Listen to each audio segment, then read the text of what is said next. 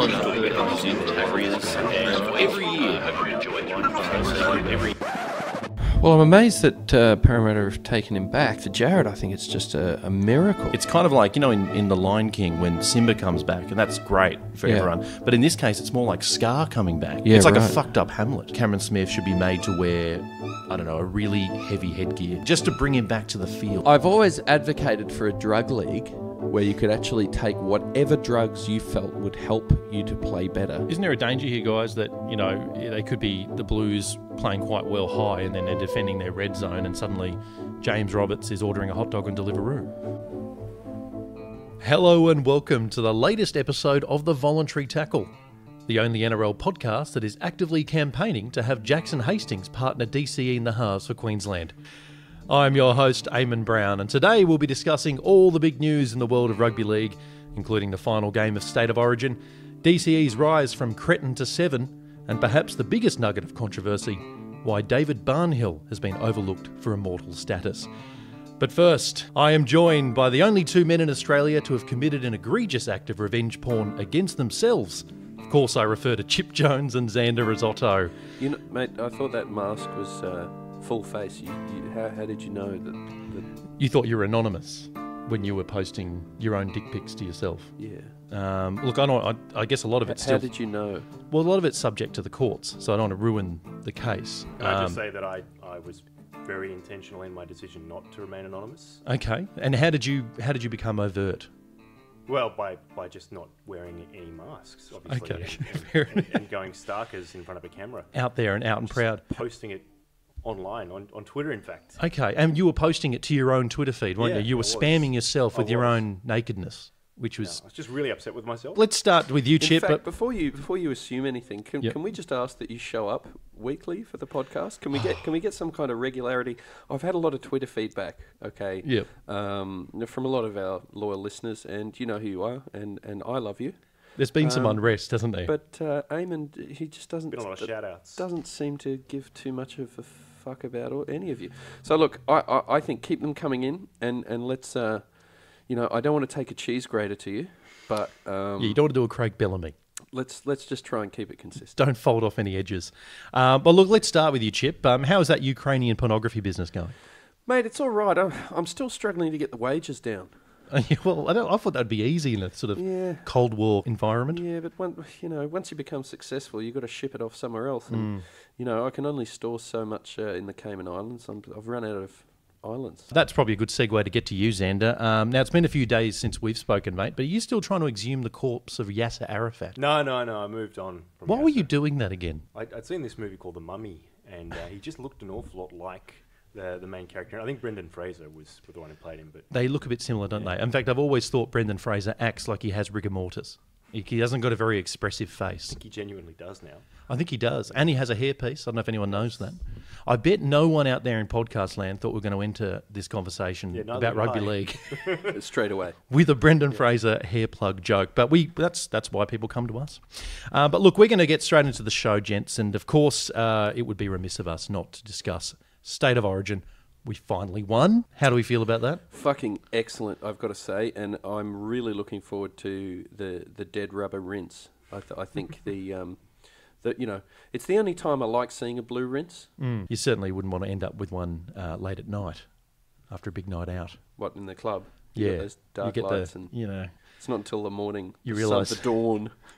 That's faint smell of formaldehyde Starts to whisper through the hair. It's not a good time. An Origin blue rinse is generally preferable to a 3 a.m. King's Cross blues rinse. Now that we've won Origin, how do the New South Wales Blues celebrate that big blue rinse after we win Game 3? I think with some hot yoga, perhaps. Okay, hot yoga, some meditation sessions. I think that's what Freddie's got planned for them. He's a very relaxed character. Some alpacas. So you think just get really loose and fuck some animals?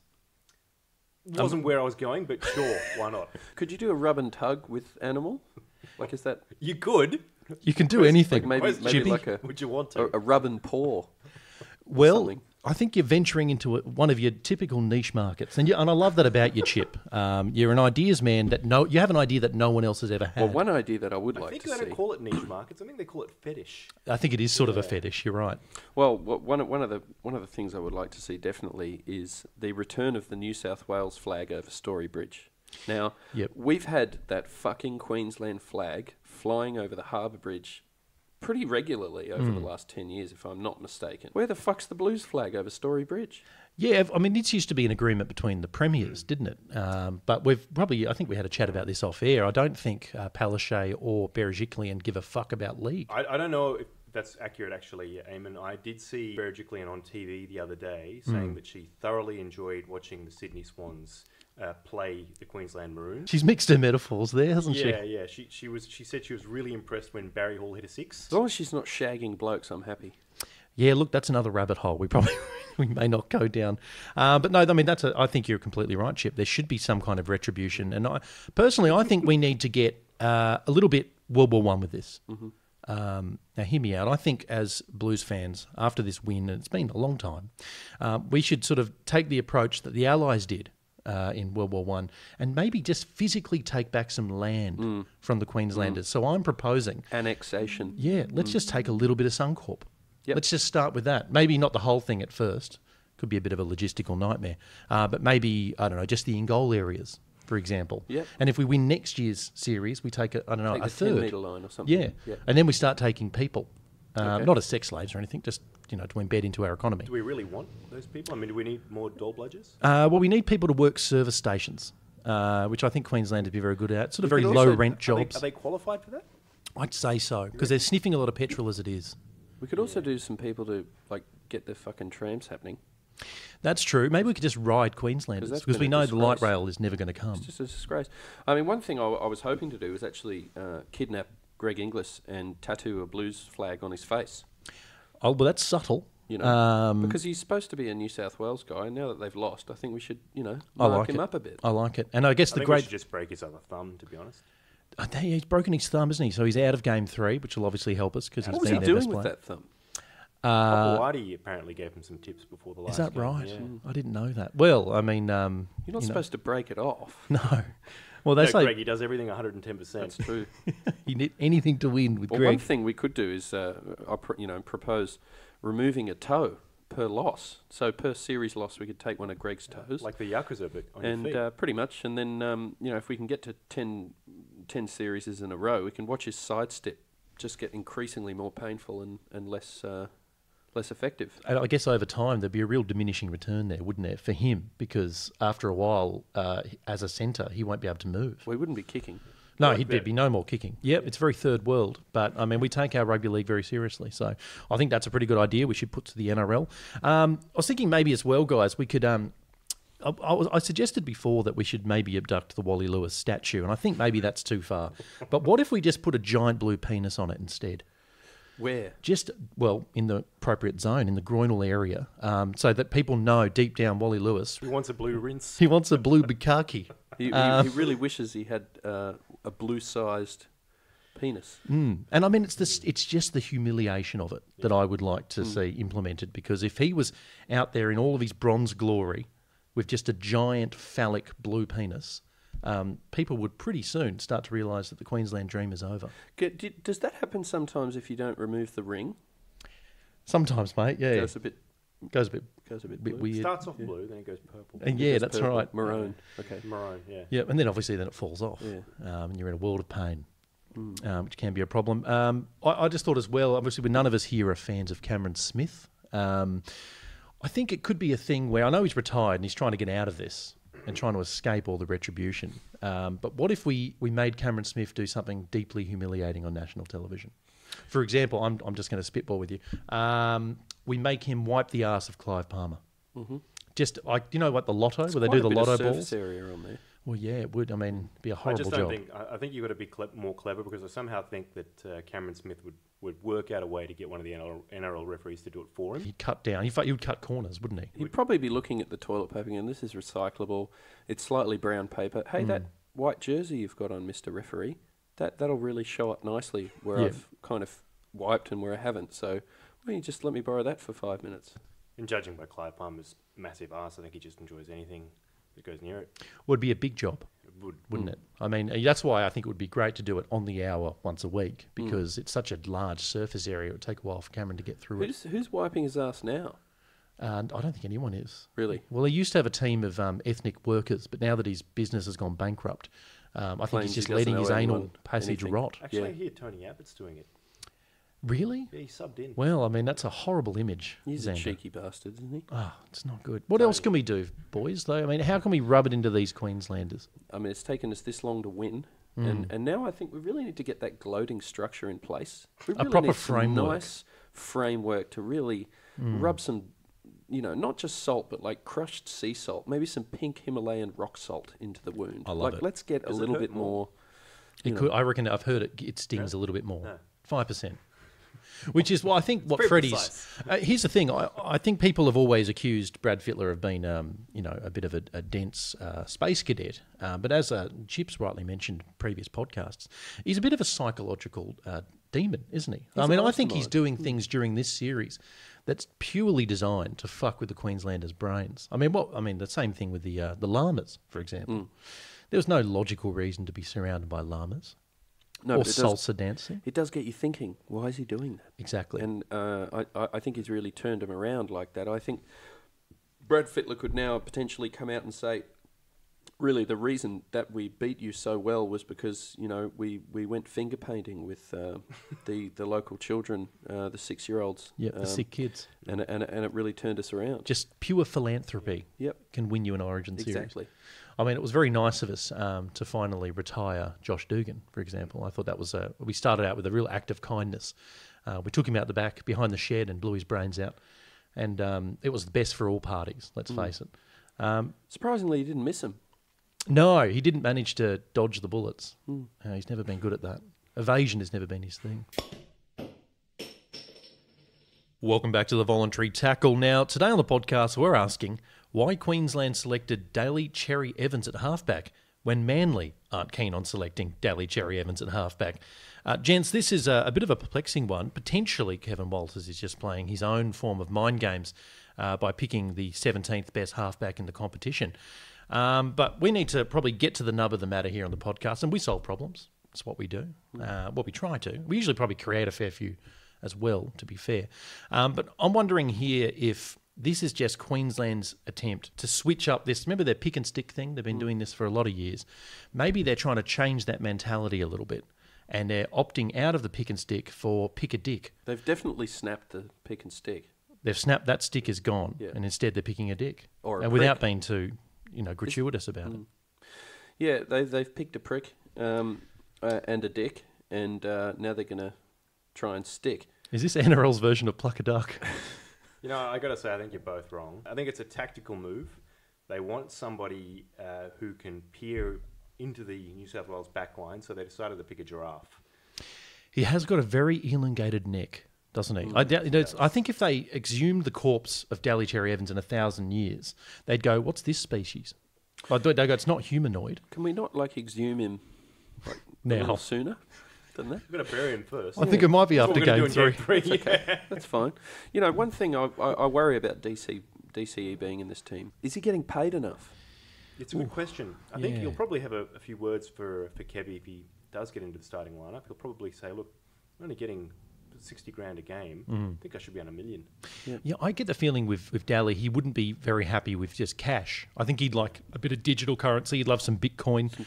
Definitely Ethereum. Some kind of portfolio of shares, I would have thought. And maybe just a property, just one property. Maybe he could chat to Inglis about a boat.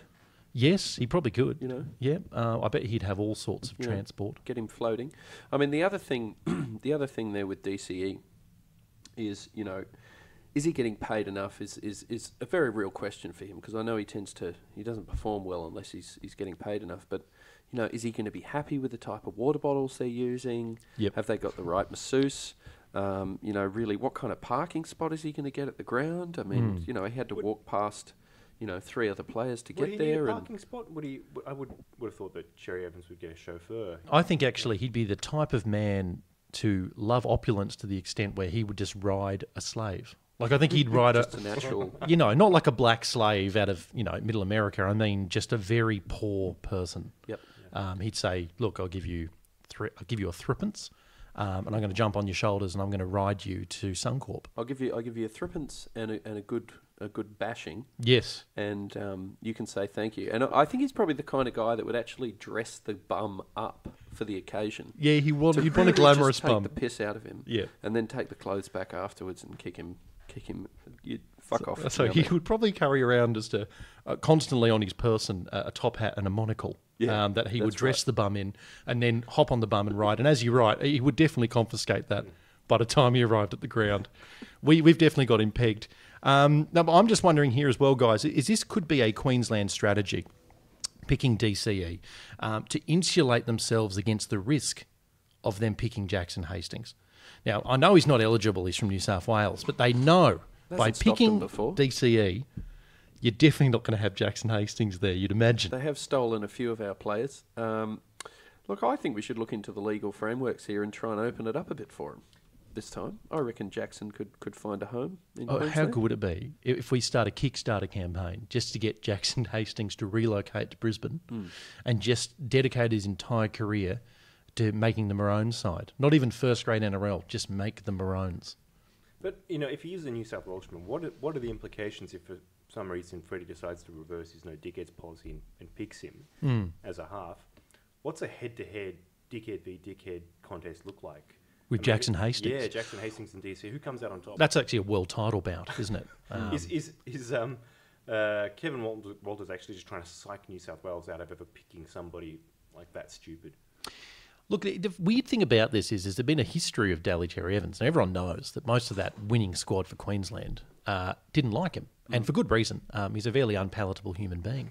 But to pick him now when they're in the midst of such crisis, to me it does sort of strike me as a potential Trojan horse. So are they trying to walk New South Wales into some kind of booby trap here? They might not play him.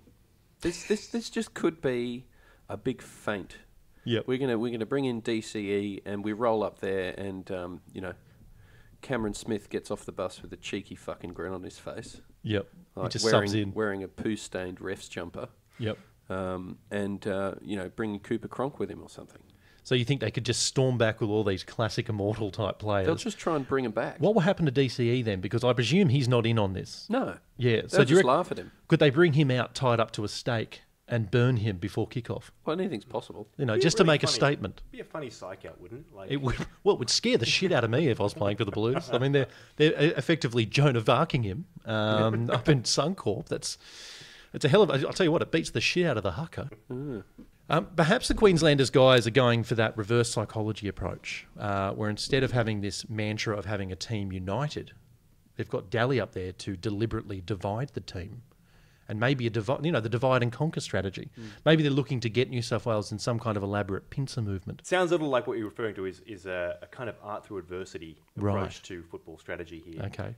Kevin Walters, I think he's taken a leaf out of the Freddie Fiddler book of looking at the new age approach to running a football team, and maybe this is just his way of doing it. He's going to try and run this like a poetry group.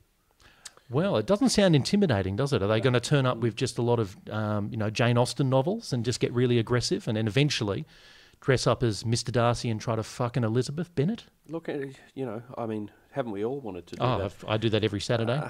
G'day to my tutor group. I think when you come into these kind of periods of time now, it really shows your character, and I think that's what they're going to they're really going to find they're lacking in that department. Well, they've lost a lot of characters. But in a way, they've gained a lot of characters by taking Cherry Evans into this match because as far as a character in a film, he's like a fucking evil supervillain, isn't he? I mean, he's definitely a character. You couldn't accuse him of being, the guy who disappears at the party or a bit aloof. I mean, he's an in-your-face cunt, isn't he? No, you could probably say that if you'd have gone back in time to pre-game one this year and said, look, by the end of this season, Jared Hayne won't be mentioned and DCE will be back in for Queensland, you'd be going, we won! Welcome back to the voluntary tackle. Now, we're still talking Origin in a way, gents, because it's Billy Slater's last game. And as has been the way for most Queenslanders for the last decade, very unfortunately, they tend to get sent off in good fashion by winning a series. This time it won't happen for Billy, and that's a good thing. Look, that aside, we're actually asking today on the podcast, what should Billy Slater do in his last Origin game that he's never done before? Well, I would like to see him perhaps skydive onto the field. Oh, wow, that's an entrance. Okay. Yep. And I'm happy to pack the parachute if he's worried about it being a little bit sus. And look, even if he fucks it up, it'll make great viewing. So we get the Blues team, potentially, to pack the parachute. We take him up to 5,000 feet. Well, maybe 10. Okay, 10, just to be sure of it. Yep. And then we say, good on you, Billy, your last game, make an entrance. Off you go. Yep, and here's a house brick. Take it easy. Well, perhaps to make it more important, I thought we could do it like a point break type thing and throw the parachute out first. Make him go and get it. And then just say, there you go, Billy, there it is, mate. Billy, if you really want this, go and jump out of that plane. Yeah, maybe you could draw a little football on it or something so he knows. Yep. You know. I love the idea. And just to be clear, we were going to put that concrete bollard in it, weren't we? Yeah, we'll just, like the parachute may or may not work. Yes. But, you know. Well, that's league. You don't know what way it's going to go. No, the ball could bounce anywhere. Now, look, is there any new rules that we can implement for Billy Slater's last game? A new jersey for him would be good, actually. Okay, what did you have in mind? The Italian soccer jersey. Okay. Has he broken the record this year for the most dives per season? There was a stat going around about that. Yes, you're right. He dives more than Greg Louganis. Thank you, 80s diving reference. He dives a lot, mate. You're 100% right. And it's certainly something that I would like to see him maybe not do. Just one fucking game. Could we bring back the coat hanger? And just rub it up, like straight up his anus, just like an abortion? Billy. No. Like... Backyard abortions only here on the voluntary tackle. In reference to the high shot, the swinging arm, for want of a better term. Oh yeah, so you're saying what on Billy? Are you saying to just Billy? Okay. So anytime Billy's running the angle, inside ball, clothesline. Oh, I love this idea actually. I think I know what you're getting at, Chip. So essentially, Billy's last game, what we change is the fact that the rules don't apply to him. Pretty much. So you can do anything you want to him. I think, let's bring back the shoulder charge. Let's bring back the knuckle clothesline dusters. Tackle. You can arm up if you want to. I mean, I think when he's running at that speed, it's a bit like the blade of grass and hurricane. It doesn't really matter what it's made of. That's true. It's gonna a shiv is a shiv is a shiv, as they say. Yeah. That's poetry. I think they say it 3 times. There's a reason for that, because you've got to go a good 3 or 4 times. That's the general jailhouse rule. If you're in the courtyard, to be sure, you need to. Otherwise, that motherfucker will come back for you. If the wire has taught me nothing else, it's that Billy Slater should be stabbed multiple times. If you want to make sure of it. I get that message from every show, which is just the wire. Yeah, even Family Feud. Yeah, Family Feud. I want to stab Grandenia many times. Welcome back to the voluntary tackle. Now, there's been a lot of talk. We're going to move from Origin. There's been a lot of talk about the Immortals in the last couple of weeks, boys. Now, there's a lot of great names being mentioned. There's your Mal Meningas and your Darren Lockyers, your Norm Provens, Daly Messengers. But it seems to me, or it doesn't just seem to me, it seems to us as a group, because we've had rather intense discussions about this, that there seemed to be one man who's been deliberately overlooked, and we have no idea why. So on the podcast today, we're asking, why is David Barnhill been overlooked for Immortals selection, even by David Barnhill himself? Gents, what's behind this? Well, I mean, I don't like to scream conspiracy. There's got to be something going on behind the scenes here. I mean, even David Barnhill himself has kind of given up on becoming an immortal. And is that just shameless self-pity, though? Because he's used to losing things. Not that we're trying to do his chances any damage here, but I mean, he's used to losing, like, games and hair, obviously. Yeah. Is that a part of it as well? Is it the fact he has that sort of serial killer-esque horseshoe Mr. Burns haircut? Is that something that would potentially hold someone like David Barnhill back? Well, definitely it affects the airflow when you're running. I've never thought about the physics. If you're just straight bald, I mean, Darren Lockyer, for example, when he started losing hair, he just went straight bald. And I think... Then he went straight full head of hair suddenly at the beginning of the year. He's gone full circle, hasn't he? It's a little bit suspicious. But when he was playing his rugby, he committed. He committed to it, and he said, I'm just going to go full bald. I'm going to go the bald eagle. The full chrome dome.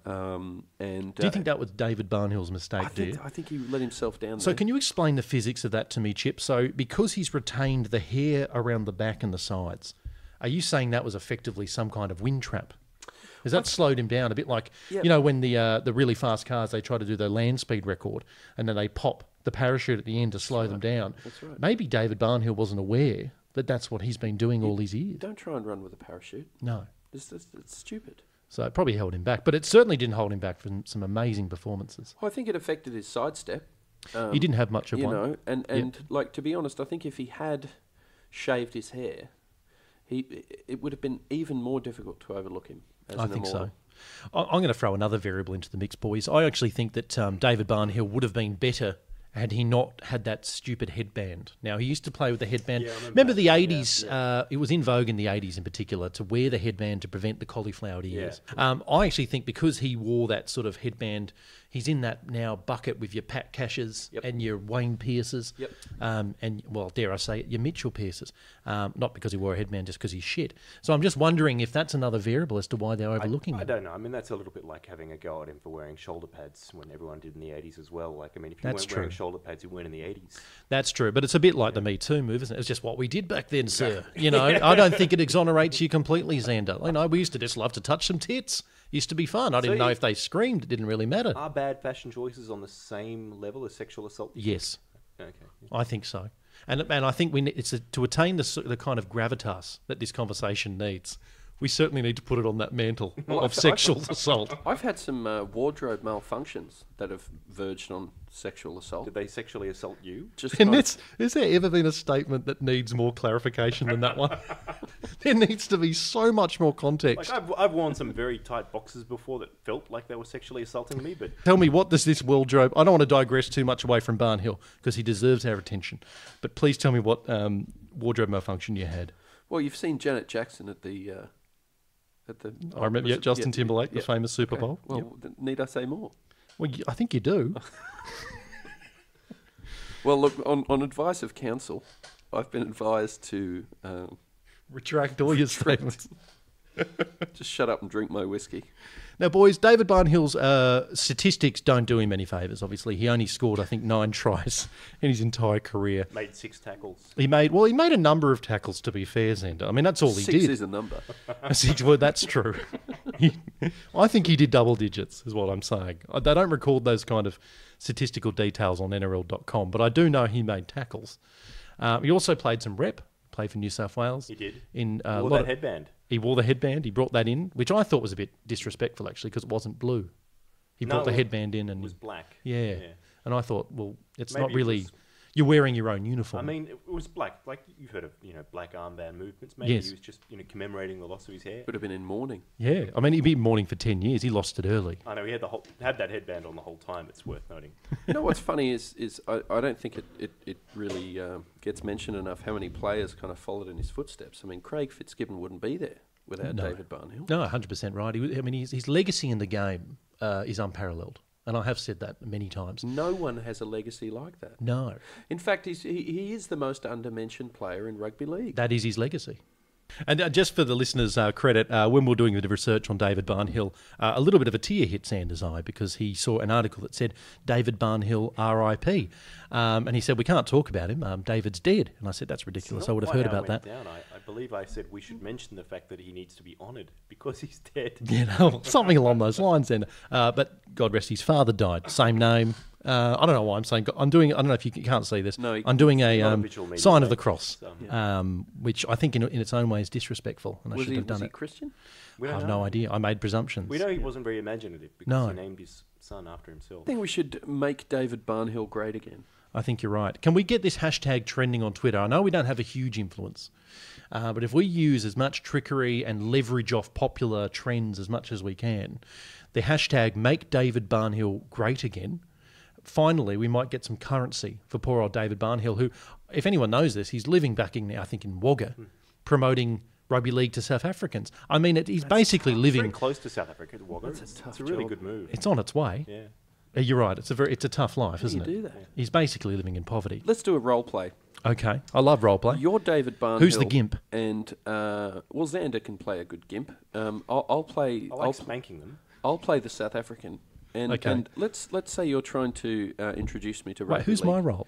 You've got a David gimp and a... Barnhill. Okay, I'm David. You're the man. You're a South African and Xander, you're a gimp. This is already fun. Okay, cool. Yeah, no, how's that, Day? So what you jawling at, Day? Can you tune me? How's that?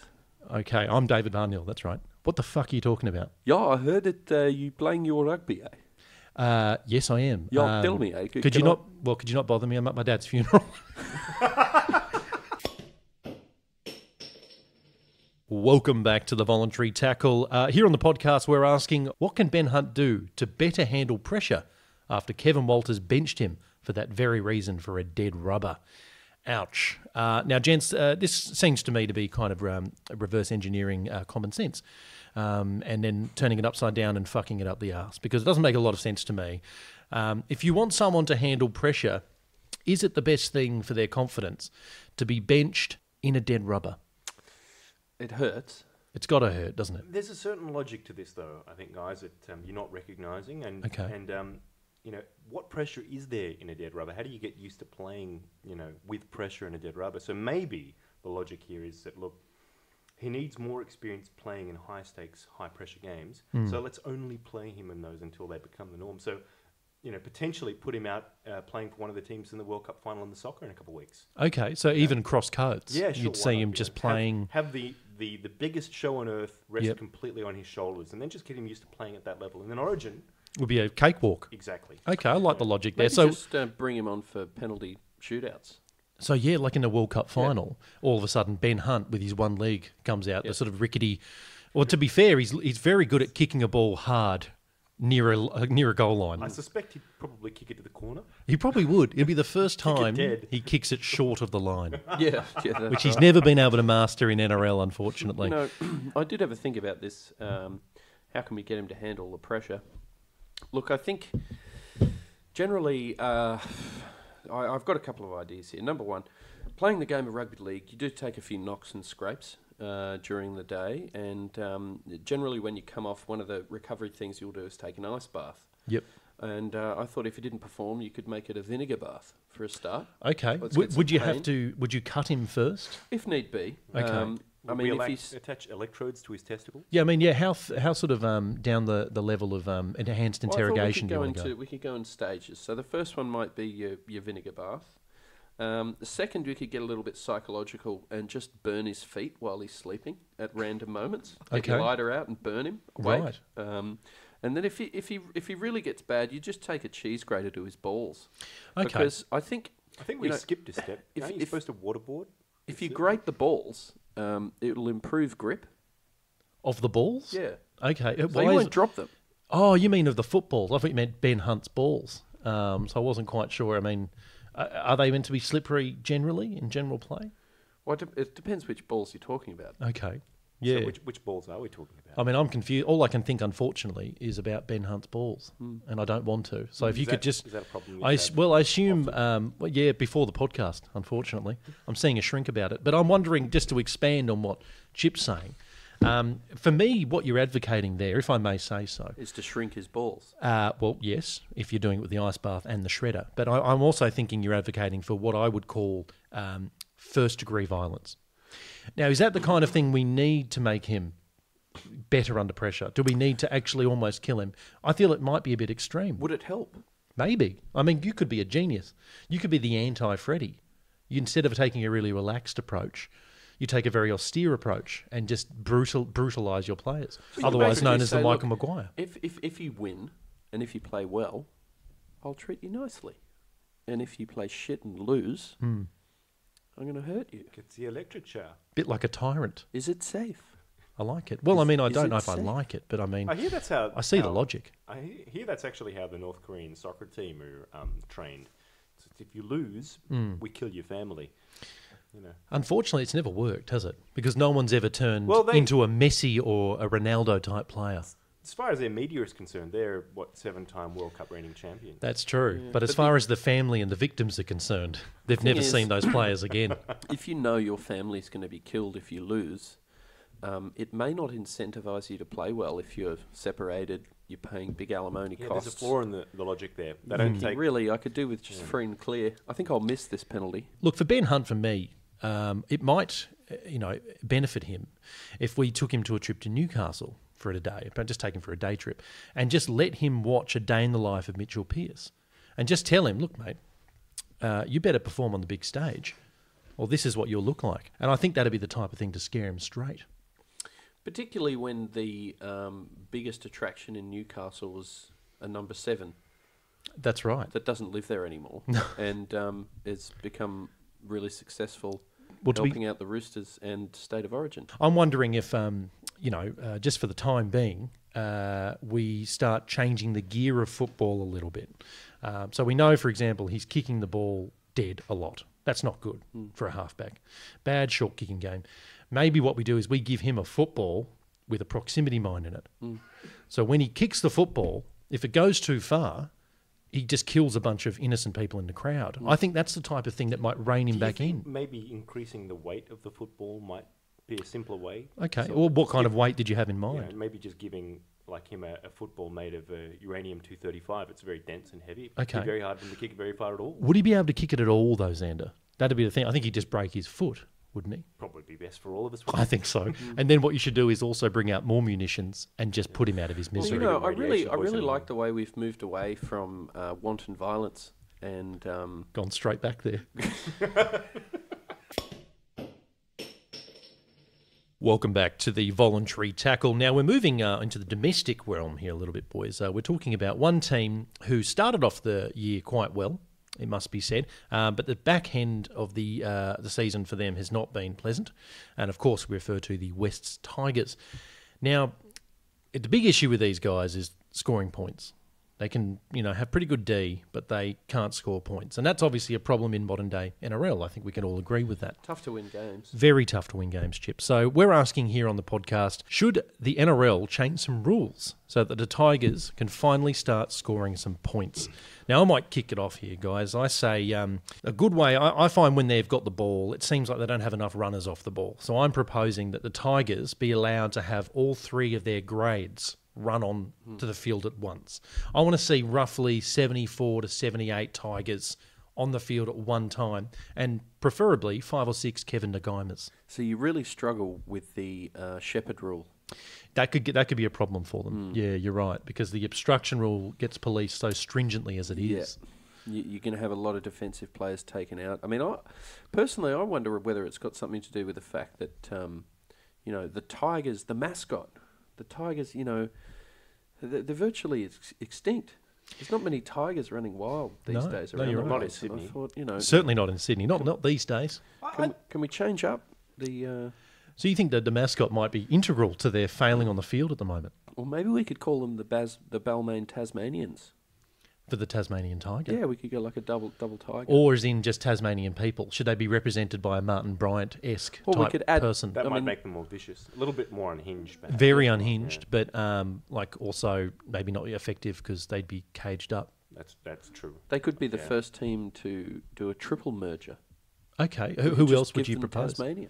So Tasmania, Western Suburbs Magpies and the Balmain Tigers all in one team. Yeah. I love it. And then you call them, the Tigers or something. Oh, the Tasmanian Tigers. Yeah, the Tasmanian. It writes itself. The Balmanian Tigers. I actually think they are very good at getting in the opposition 20, just not doing much once they get there. I think we should basically make it like the end zone in the NFL. If they can get into the 20 of their opponent, they should get 10 points. Yeah, 10 points. That should be a try for them. Consider it a touchdown. You've touchdown into your opponent's 20. I love it. That's enough. I love it. And I even think you could go further and you could say if you complete a set, that's 2 points. Well, if they so it's cumulative. I don't know if that's fair on the basis of the game they played on the weekend. Yeah, they wouldn't have got any points, would they, from that one? That's a shame. Maybe they need to have just half a set. Yeah. Like training wheels. Start off, have 3 complete rucks, have 2 points. Or maybe it's a point a ruck chip. Just to play the ball. Yeah. Like if you can complete a play the ball. Successful play the ball should earn them 1 point. Okay. Yeah. And should we have one of those crazy point systems where if they do something kind of obscure, they get 100 points? And that'll be great for their differential because it's struggling at the moment. Now, I don't want to go down the laneway of abject violence again, but I will. I'm just wondering in this case, if the Wests Tigers should be allowed, they should have a dispensation where they can take some weapons into the game. And I'm not talking about military-style weaponry, okay? I'm talking about, letting the wingers have some whippersnippers. Maybe a cotch. I mean, they did bring a weapon to the game over the weekend. They brought Robbie Farah's rather pointed personality onto the field. It is a very, very rough personality, isn't it? Yeah, and it's very uncompromising. Got a real scowl on him. He does. He has the scowl of someone who's been in a Russian prison for 25 years. He does look like somebody who's just escaped a gulag. You're right. You're right. In fact, maybe that should be his nickname, Gulag. No, look, I don't think Robbie Farah was the homecoming that he was after. Although it should be said he played very well, but at the same time, never cracked a smile. It is, I mean, like, played well. It's kind of relative, isn't it? Like, I mean, he played well in the context of a team that weren't completing any sets. Play the ball. That's right. Yeah. So by playing well, he just, if you kicked off the ball successfully, you've played well. Doing that. Yeah, no, he's done quite well. Could we do a Kickstarter campaign to get him to crack a smile? Well, I think so. How much should we we start need him to raise for him to crack a smile? I think just a lifetime supply of Prozac. If we just pumped him full of pharmaceuticals that just turn that frown upside down. What is he like? I mean, what is he into? Nothing. I mean, don't say winning, because that's not going to happen. But like coffee? I think he quite likes coffee. I know he likes his weights. He's a bit of a gym junkie. Okay. Maybe that, I did see something going around Twitter the other day that could explain his attitude. Was it takes, the old saying, it takes like 14 muscles to frown and only 2 to smile. He's exercising. Yeah, exactly. They said, frown all day, gains. Oh, well, maybe you're saying there's a method in his very austere trying madness. To build cheek muscles. Okay. But do you think having really strong facial muscles is an advantage in the game of NRL? Because I would have thought it was more restricted to your core strength. I mean, Campbell Gillard probably thinks it would have an advantage. He would have loved that at that time. He wouldn't have lost his mandible, Chip, if he had stronger muscular system around his jaw. Did we find that yet?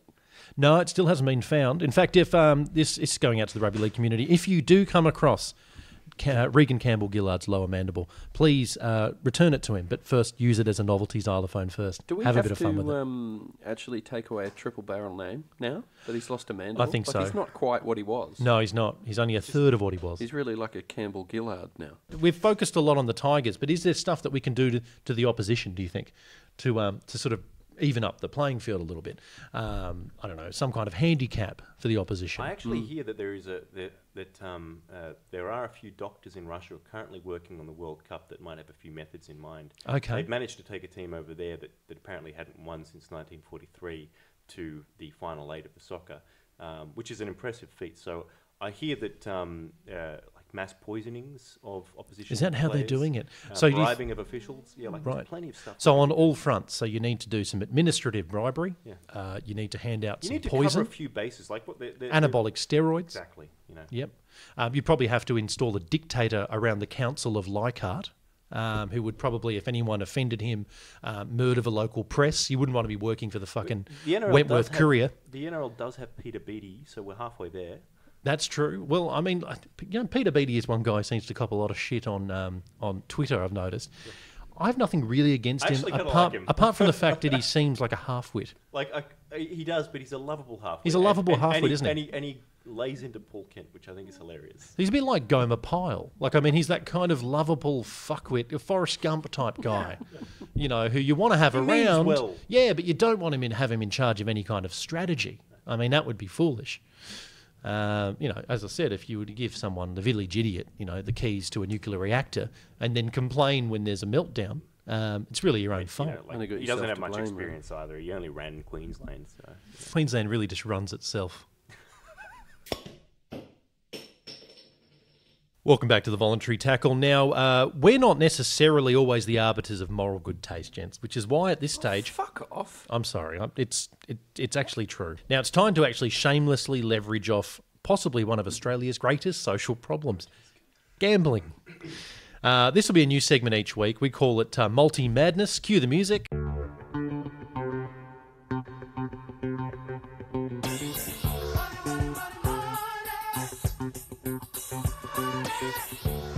Now, this will be a recurring segment each week where Xander, Chip and myself will put forward our best multi. Now, there's only a few rules. One is that it can't be any more than 5 legs. One is that it can't be less than 2 legs because it's not a multi. And the other one is you can't gamble on Russia winning the World Cup. So there's very few rules that we have to put across. So we're probably going to start with you, Chip. What's your multi for the weekend of NRL coming up? Well, look, being an experienced gambler, I'm going to go with something Reasonably safe. I'm going to go with Latrell Mitchell to score a try in the State of Origin. And I'm also going to go with New South Wales to complete the whitewash 3-0 this year. Now, I know 2 of those games are in the bag. Now, what are the collective odds for those 2 legs? I think we're at about $3.50. You're going very conservative. A 2-leg, $3.50. You feel confident? Oh, look, that's why I'm going conservative. I know that you guys are so competitive. Xander, what's your multi for the week ahead? Picking St George to win because I know Ben Hunt won't be playing for them. Bulldogs v Canberra game, I'm going to have Nick Kotrick, the first try scorer, and I will have New South Wales to win Origin. I like it, mate. Just to let you know, that creates the odds of $35 to 1. So that's a tough one. Thanks to George. Yes, and George at $2.55, they are value, but Nick Kotrick is $8.50 to be first try scorer against the Dogs. That seems incredible odds, actually, for someone who seems to score so often. I know. So that's a pretty good multi. For what it's worth, my multi is a 4-legger. I too am going for St George Illawarra to beat the Melbourne Storm. I'm also going for the Warriors to knock over the Panthers. I'm going for the Raiders to beat Canterbury by 1-12. And I'm going for the Gold Coast to stage an upset against the Broncos, also by 1-12, creating a 44 to 1 odd. You're going for the Titans to win? Yes.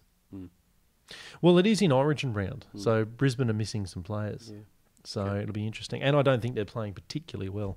And the Titans are a bit of an under-the-radar team. They've strung a few wins together in the last month. So for me, it's a possible shot, but we'll find out. So what we're going to do from here on in is actually keep an accumulative tally of how we're going on these multi-bets. And obviously, if any of us are doing well, we'll expect commissions off anyone who emulates our bets. And that's how we hope to make money for the show and try to make some kind of profitable model. Whoever loses at the end of the year, the winner will get to sleep with the wives or the partners of the other people on the show. Pretty tough, very 1600s. Kind of works for me because I'm single. Yeah, that's going to be fucked. Who's your next of kin? Welcome back to the Voluntary Tackle. It's that time of the show where, unfortunately, chaps, we have to wrap up. We've got nothing left to say. And we've run out of beer. We've run out of beer. We've got our legal team here, and they've said a lot of disparaging things, particularly about Xander. They didn't like his comments about the World Cup and Russia in particular.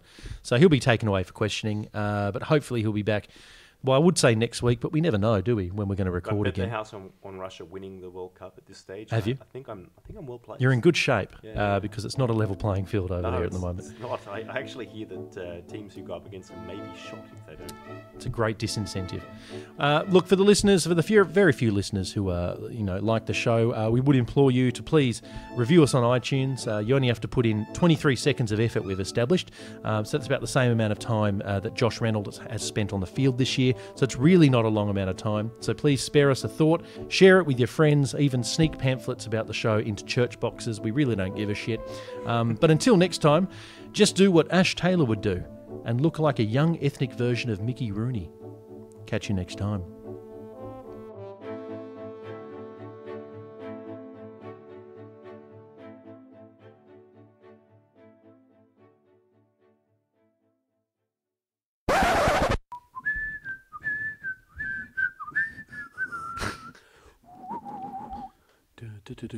Oh, fuck me, Indy.